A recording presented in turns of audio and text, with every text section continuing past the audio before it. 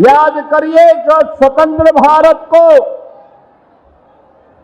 राष्ट्रगान चाहिए था, गुरुदेव रविंद्रनाथ ठाकुर की रचयिता राष्ट्रगान के रूप में, जनगण मन के रूप में भारत को प्राप्त हुआ। भारत का राष्ट्रगीत बंकिम चंद्र चट्टोपाध्याय का आनंद मठ का उपन्यास का अमर गीत राष्ट्रगीत बना, जिसने वंदे मातरम के माध्यम से भारत की जनचेतना को जागरूक करके हर भारतवासी के मन में भारत की स्वाधीनता का अलग जगाया। और जब राष्ट्रगीत वंदे मातरम के 150 वर्ष पूर्ण हो रहे हैं, तब बंगाल के इस चुनाव में हम सब आपके बीच में हैं। कभी देश की स्वाधीनता में वंदे मातरम ने अमर मंत्र बन करके पूरे भारत को एकता के सूत्र में जोड़ने का काम किया था। आज यही राष्ट्रगीत वंदे मातरम के 150 वर्ष पूर्ण होने पर मैं विश्वास के साथ कहने के लिए आया हूं, बंगाल में भी परिवर्तन होगा। बंगाल भी अब परिवर्तन की नई राह पर चल पड़ा है। आज की बंगाल की दुर्दशा को देख करके दुख होता है। बंगाल भारत की अध्यात्म की धरती, भारत की संस्कृति की धरती, भारत की कला और शिक्षा की धरती। बंगाल, जिस बंगाल ने भारत को कला दी है, संस्कृति दी है, अध्यात्म में एक से एक उच्च कोटि के आध्यात्मिक साधक दिए हैं, जिस बंगाल ने भारत को उद्यमता कैसे होती है ये दिखाया था। और याद करिए, आजादी के कुछ वर्षों तक भारत की जीडीपी का एक बड़ा हिस्सा बंगाल के हिस्से में आता था, बंगाल उसे उपलब्ध करवाता था। अपनी उद्यमता से, अपने परिश्रम से, अपने कल कारखानों से, अपने युवाओं की प्रतिभा से, अपने श्रमिकों के श्रम से आज वह बंगाल पहले कांग्रेस ने, फिर वामपंथ ने और अब टीएमसी पिछले 15 वर्षों से उस बंगाल को अब कंगाल करने की दिशा में आगे बढ़ाए हैं। बहनों और भाइयों, याद करिए, कभी देश की आजादी के लिए इस बंगाल की धरती से खुदीराम बोस ने हंसते हंसते फांसी के फंदों को चुना था। यही बंगाल की धरती है जिस बंगाल की धरती ने भारत का आह्वान किया था नेताजी सुभाष चंद्र बोस के माध्यम से कि तुम मुझे खून दो, मैं तुम्हें आजादी दूंगा। ये बंगाल की ही धरती थी। बहनों और भाइयों, बंगाल की धरती जिसने स्वामी विवेकानंद जैसा सन्यासी दिया, भारत का हर नागरिक, हर युवा जब भारत के अध्यात्म में जाने का प्रयास करता है, उसके सामने एक तस्वीर होती है, वह होती है स्वामी विवेकानंद की, रामकृष्ण परमहंस की। याद करिए, भारत के वैदिक ज्ञान की परंपरा को वैश्विक मंच तक पहुंचाने और भारतवासियों के मन में गर्व से कहो कि मैं हिंदू हूं, यह भाव पैदा करने का काम किसी सन्यासी ने किया था। तो वह स्वामी विवेकानंद है। बहन और भाइयों, ये बंगाल की धरती रामकृष्ण परमहंस की धरती है। ये बंगाल की धरती स्वामी विवेकानंद जी की धरती है। ये बंगाल की धरती भारत सेवाश्रम संघ के संस्थापक स्वामी प्रणवानंद की धरती है। लेकिन भारत की संस्कृति की आत्मा कही जाने वाले भारत के राष्ट्रवाद की इस धरती को टीएमसी ने तुष्टीकरण की धरती बना करके रख दिया है।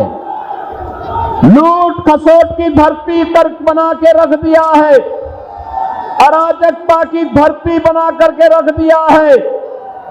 बहनों और भाइयों, हम आपका आह्वान करने के लिए इसीलिए आए हैं। जैसे आज बंगाल में चल रहा है जो अराजकता है, जो गुंडागिर्दी है, यही गुंडागिर्दी, इसी प्रकार की अराजकता, इसी प्रकार की अव्यवस्था आज से 8 वर्ष 9 वर्ष पहले उत्तर प्रदेश में भी थी। याद करिए, भारत की सबसे बड़ी आबादी उत्तर प्रदेश में हर पर्व और त्योहार के पहले दंगे होते थे। महीनों महीनों कर्फ्यू रहता था। विकास के कार्य ठप पड़ गए थे। नौजवानों के लिए नौकरी नहीं थी। सत्ता के समानांतर गुंडे और माफिया वहां पर सत्ता का संचालन करते थे। और 2017 में भारत के यशस्वी प्रधानमंत्री मोदी जी के आह्वान पर उत्तर प्रदेश की जनता जनार्दन ने उत्तर प्रदेश में डबल इंजन की सरकार दी। डबल इंजन की सरकार, और डबल इंजन की सरकार आई। उत्तर प्रदेश में तुष्टीकरण नहीं बल्कि संतुष्टीकरण है। हर नौजवान, हर गरीब, हर किसान, हर महिला, हर श्रमिक, सबके सम्मान के लिए सरकार कार्य कर रही है। याद करिए, अब उत्तर प्रदेश में दंगे नहीं होते। नो कर्फ्यू, नो दंगा। यूपी में है सब चंगा। जितने माफिया थे वे सब माफिया जहन्नुम की यात्रा में चले गए। नहीं, अब कोई माफिया है वहां। अब कोई माफिया नहीं, कोई गुंडा नहीं। अब तो वहां पर हर नागरिक सुरक्षित है।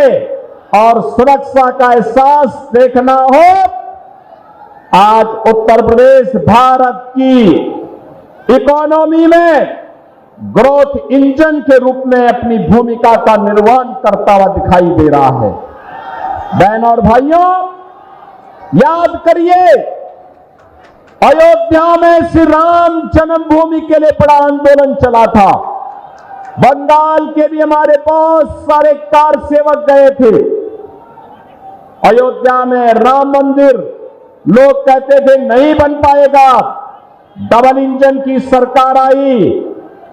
बुलेट की स्पीड से आज अयोध्या में भव्य राम मंदिर का निर्माण भी हो गया है।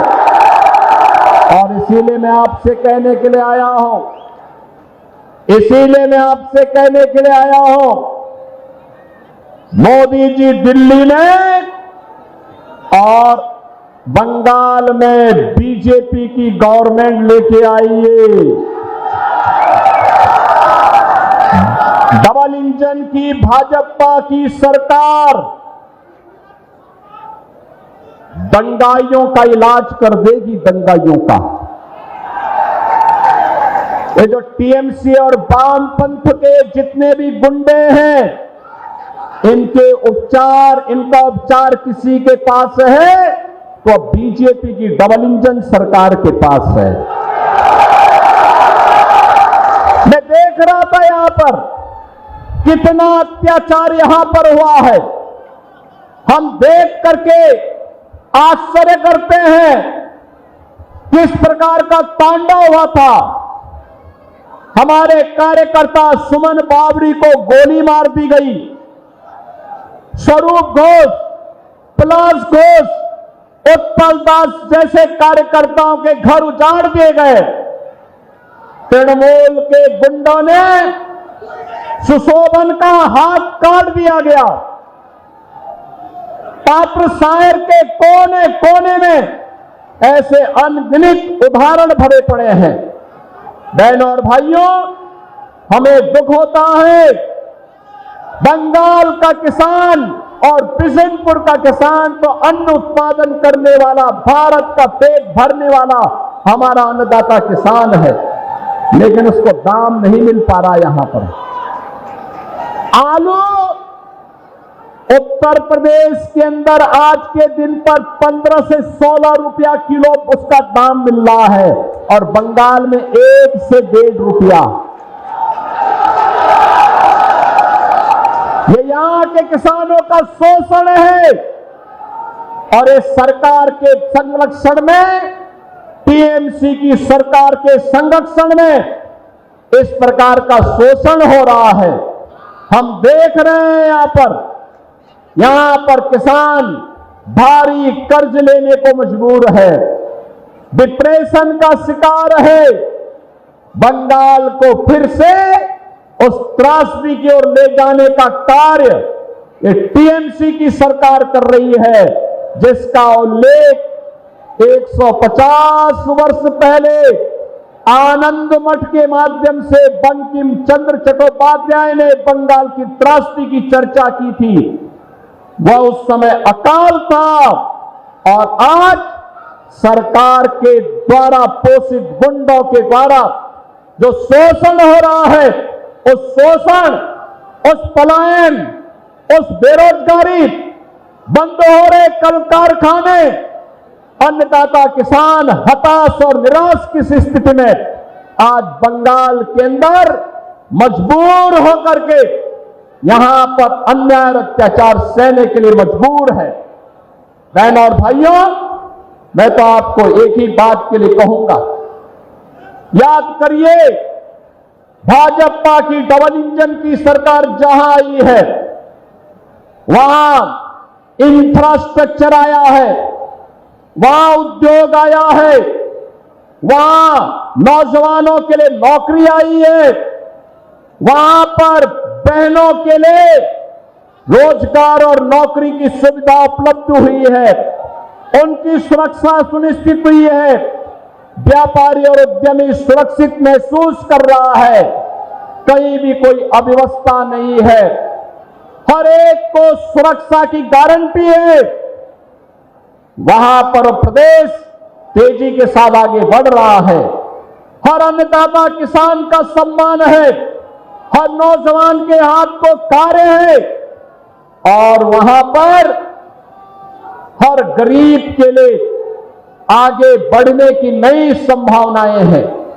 उत्तर प्रदेश में 15 करोड़ गरीबों को फ्री में राशन की सुविधा का लाभ डबल इंजन की भाजपा की सरकार कर रही है। 10 करोड़ लोगों को यूपी के अंदर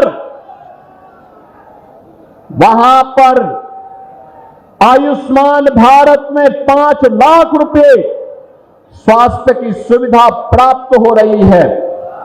याद करिए 65 लाख गरीबों को प्रधानमंत्री आवास योजना का लाभ अकेले यूपी में प्राप्त हो गया है।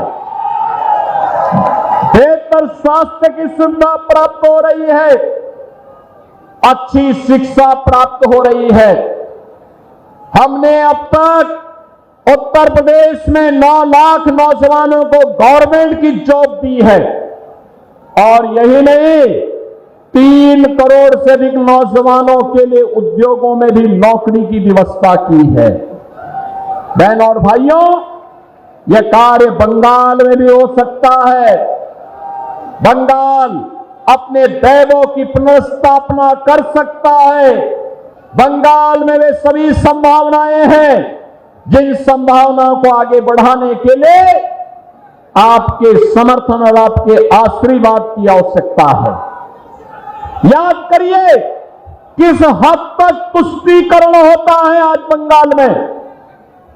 याद करिए 1905 में जब ब्रिटिशर के द्वारा बंगाल विभाजन की साजिश रची गई थी, तब बंगाल ने आह्वान किया था हम विभाजित नहीं होंगे। तब विभाजन नहीं, तब स्वदेशी की हुंकार इसी बंगाल से निकली थी। उसने पूरे भारत को स्वाधीनता आंदोलन के साथ जोड़ने का काम किया था। बहनों और भाइयों, आज आपने देखा होगा अभी हाल ही में कुछ दिन पूर्व बांग्लादेश में एक दलित हिंदू की निर्मम हत्या की गई। भाजपा विरोध करती है, हम लोगों ने उसके खिलाफ आंदोलन किया, लेकिन बंगाल की सीएम ममता दीदी मौन रही। उनको भय था कि अगर वह बोलेगी तो कहीं उनका मुस्लिम वोट न खिसक जाए। बहनों और भाइयों, मैं आपका आह्वान करने के लिए आया हूं। ये वोट बैंक के सौदागर बंगाल की डेमोग्राफी को बदलना चाहते हैं। आपके पास वर्तमान का समय है और वक्त आपका आह्वान कर रहा है।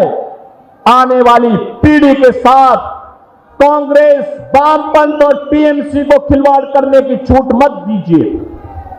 ये लोग जब यहां पे मां दुर्गा की पूजा का आयोजन, नवरात्रि के आयोजन होते हैं, तब ये लोग उन आयोजनों के दौरान व्यवधान पैदा करवाने का कार्य करते हैं। अब हमें ये बातें स्वीकार नहीं करनी चाहिए, इसको बर्दाश्त नहीं करना चाहिए। और ये सबसे अच्छा वक्त है जब हम सब मिलकर के एक बार फिर से बंगाल को उसका पुराना वैभव फिर से आगे बढ़ाने का कार्य कर सकते हैं। और इसी का आह्वान करने के लिए मैं आज आपके बीच में आया हूं। बहनों और भाइयों, मैं तो आप सबसे कहना चाहता हूं कि बांग्ला और चुप थाकवे ना।